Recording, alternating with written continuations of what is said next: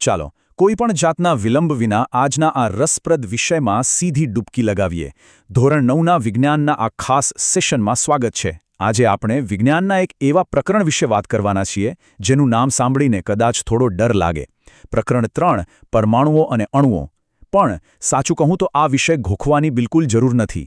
આજે આપણે આ આખા કન્સેપ્ટને એવી સરસ રીતે સમજીશું કે બધું જ એકદમ ક્લિયર થઈ જશે. તો પૂરેપૂરું ધ્યાન અહીં જ રાખીએ, કારણ કે આપણે વિજ્ઞાનના પાયાના સિદ્ધાંતોને એકદમ નવા અને મજેદાર અંદાજમાં ડીકોડ કરવાના છીએ.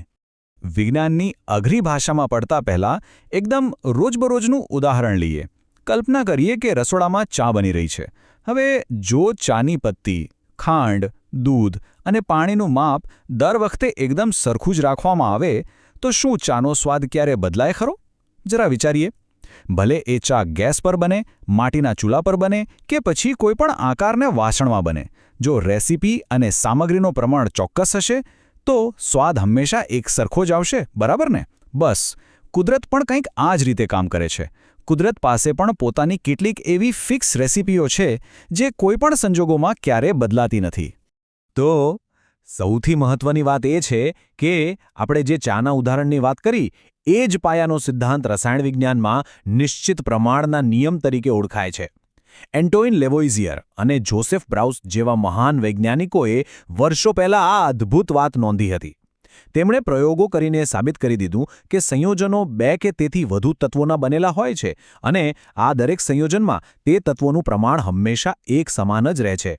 પદાર્થ ક્યાંથી આવ્યો છે, તેનો સ્ત્રોત કયો છે કે તેને કોણે બનાવ્યો છે તેનાથી કોઈ જ ફરક પડતો નથી. સરળ શબ્દોમાં કહીએ તો કોઈપણ રાસાયણિક સંયોજનમાં તત્વો એક ચોક્કસ વજનના પ્રમાણમાં જ જોડાયેલા હોય છે. આને જ નિશ્ચિત પ્રમાણનો નિયમ કહેવાય છે. હવે સૌથી રસપ્રદ બાબત એ છે કે આ નિયમને પાણીના ઉદાહરણથી સમજીએ. પાણી હાઇડ્રોજન અને ઓક્સિજનનું બનેલું છે એ તો આપણે જાણીએ જ છીએ. પણ પાણી ક્યાંથી લાવ્યા? આપણા ઘરના નળમાંથી, અમેરિકાની કોઈ નદીમાંથી કે પછી લેબોરેટરીમાં જાતે બનાવ્યું? હકીકતમાં એનાથી કોઈ જ ફરક નથી પડતો. પાણીમાં હાઇડ્રોજન અને ઓક્સિજનના દળનો ગુણોત્તર હંમેશા 1:8 જ રહે છે. એટલે કે જો 9 ગ્રામ પાણીનું વિઘટન કરીએ તો તેમાંથી હંમેશા બરાબર 1 ગ્રામ હાઇડ્રોજન અને 8 ગ્રામ ઓક્સિજન જ મળશે. આ માપ ક્યારેય બદલાતું નથી. આ કુદરતનો એવો સાર્વત્રિક નિયમ છે જે ક્યારેય નથી બદલાતો. ચાલો આગળ વધીએ અને જોઈએ કે શું આ સિદ્ધાંત બીજા પદાર્થોને પણ લાગુ પડે છે ખરું? બિલકુલ. એક બીજું ઉત્તમ ઉદાહરણ લઈએ. એમોનિયા. એમોનિયા નાઇટ્રોજન અને હાઇડ્રોજનનું બનેલું છે અને તેમાં નાઇટ્રોજન અને હાઇડ્રોજનના દળનો ગુણોત્તર હંમેશા 14:3 જ હોય છે.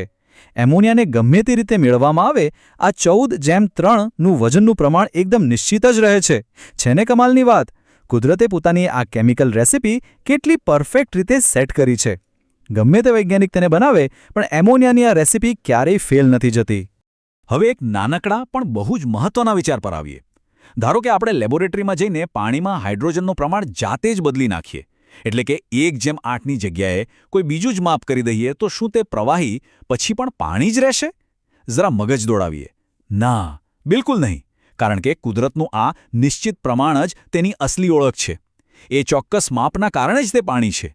જો માપ બદલાઈ જશે તો તે કોઈ નવો જ પદાર્થ બની જશે, પણ પાણી તો નહીં જ રહે. આ જ છે આ નિયમની સૌથી મોટી સુંદરતા. દરેક સંયોજનની પોતાની એક ક્યારે ન બદલાતી ઓળખ હોય છે. પૂરો વિશ્વાસ છે કે આજના આ સેશન પછી નિશ્ચિત પ્રમાણનો નિયમ ગોખવાની કોઈ જ જરૂર નહીં પડે અને કન્સેપ્ટ એકદમ ક્લિયર થઈ ગયો હશે. વિજ્ઞાનના આવા જ અઘરા લાગતા વિષયોને સાદી, સરળ અને આકર્ષક રીતે સમજવા માટે Sanjay maths and science academy ચેનલને હમણાં જ લાઇક અને સબસ્ક્રાઇબ કરીએ. અને હા મિત્રો, સાથે શેર કરવાનું બિલકુલ ન ભૂલાય. શું વિજ્ઞાનના અન્ય જટિલ સિદ્ધાંતો પણ આવી જ જાદુઈ રીતે કામ કરે છે તે જાણવા માટે આ ચેનલ સાથે જોડાયેલા રહીએ. ત્યાં સુધી નવું શીખતા રહીએ અને વિજ્ઞાનના આ અદ્ભુત રહસ્યો વિશે વિચારતા રહીએ. આવજો.